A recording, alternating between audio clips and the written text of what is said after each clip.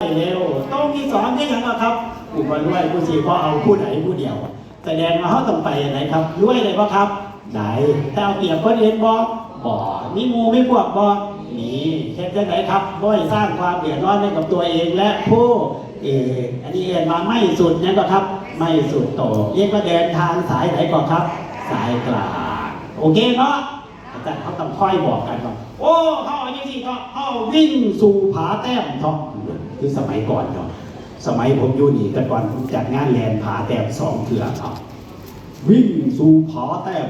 แต่ก่อนให้พ่อใหญ่อะไรนี่เราเป็นคนเห็นสปอร์ตให้อะไรโฆษณานี่เนาะแล้วยังอยู่เนาะเพราะว่าอยู่ติโอ้แต่ผู้ภาคคือผาแต้มกับสมชายยังไปเนาะพี่กายผมไปถามหาเราอ่ะอันพูดสมชายยังอยู่บ่อยู่แต่ลูกสาวเราเอาละพอเราไปใส่พ่อไปใส่อีหลามาสนุกผมอันพอแล้วเสียไปเลยเจอมาแต่เอาตีเอาว่าเป็นพ่อกับไปแล้วคือกันมาแต่เขาว่าได้ไปหรอกยังมาหนีอยู่เสาเสียงนี่ไปต่อไปครับต้องมีความรู้กับคุณธรรมพ่อแม่พี่น้องครับการเขาเสียชมรมผู้สูงอายุเขาต้องมีความรู้ว่าชมรมผู้สูงอายุเขาสิเข้มแข็งแค่ไหนเดี๋ยวตอนบ่ายคุณแม่อรัญญาสิมาเบาสู่ฟังกับเกณฑ์เนาะเกณฑ์มาเห็นแต่แน่นใดจังไหนเขาจะได้คะแนนตัวนี้เห็นได้เท่าไหนจะได้คะแนนตัวนี้จังมาเบากันต้องมีความไหนก็ครับความ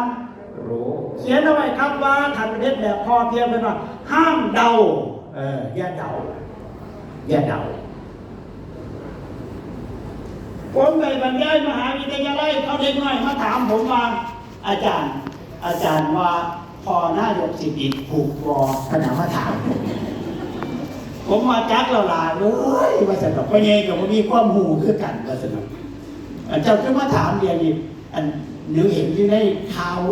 ผู้นั้นกับว่าเป็นนิสัยผู้นี้กับว่าเจ้าสิพอดีหนูเรียนกฎหมายอยู่กันหนูเรียนกฎหมายหนูมาเบาสุภเยฟังเด้อว่าสนุกเพราะว่ามีความหูป่ะครับ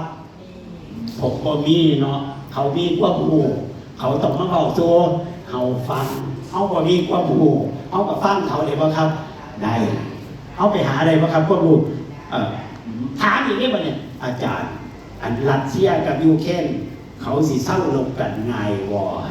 ผมมาเอาเจ้าสี่ละคันถามว่าป่าดุกรัสเซียอ้อมไหนวออันนี้สิตอบได้อยู่เพราะว่าเคย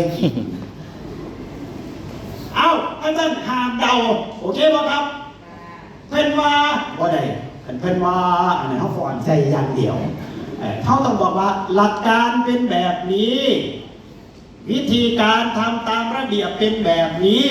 เราจะต้องทำตามหลักการและตามหลักการตรรกการและละเบียบเขาต้องว่าจังซั่นเนาะโอเคบ่พี่น้องครับเขาสิได้ว่าเถียงกันเอาความรู้คู่คุณธรรมคำว่าคุณ